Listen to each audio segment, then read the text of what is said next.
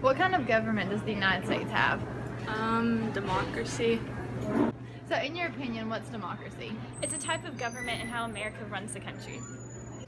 What do you think about how the United States government is run? Well, I think it's right now kind of ran poorly. We need to go fight ISIS and kill all those guys. Democracy, I think it could be used properly, but right now I don't know if it is. So maybe we should bring in somebody that'll use it effectively. Do you know the difference between liberal and illiberal and how that applies to our country? You talking about like liberal, like the Democratic side, and what's the difference between? Liberal and illiberal.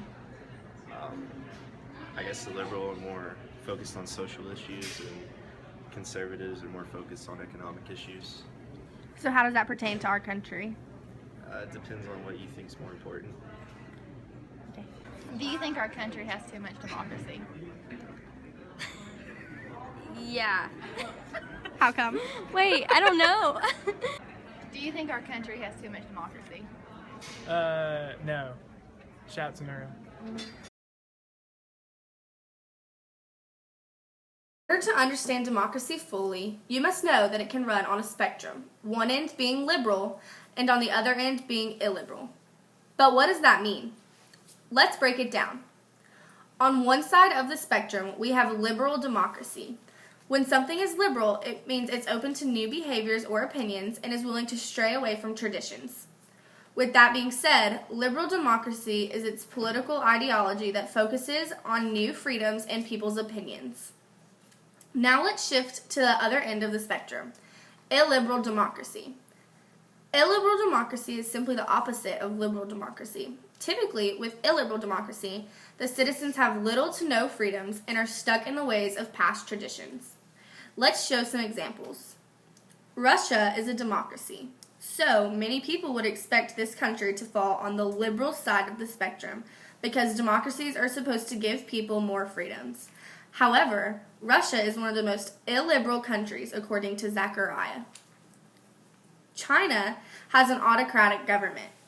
This means that one person holds the power over the country. Many people would believe that China is the most illiberal. However, it will fall on the left of Russia on the spectrum. In the United States, we have a democracy. Our country is considered to be a liberal democracy because our government strives to give power to the people. However, the citizens still do not have full liberties nationwide. But our final example is California. Yes, we know California is a state within the United States, but California is the most pure representation of liberal democracy. Therefore, it will go on the far end of the liberal spectrum. California is said to be as close to anarchy as any civilized society has ever seen. There can be problems with having too much power with the people, and problems can arise with too much democracy as well. Democracy has been set in place to give power to the people through voting. But there's a problem that can arise with too much democracy.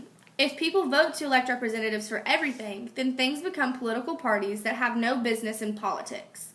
Thus, citizens lose freedoms that they once had. For example, in the United States, people vote every 4 years for the president.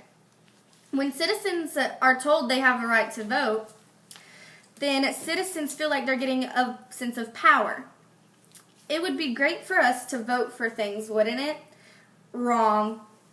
Let's say that the United States is beginning to hold an election for the position of ice cream man, a job that typically is applied for then hired. If people vote for that position, then the people will actually be losing some of their freedoms and liberties, causing a shift towards the illiberal side of the spectrum. So, in conclusion, too much of anything can become a bad thing. Too much voting can take away our liberties rather than give us more of a voice, and countries can and do fall on a liberal and illiberal spectrum.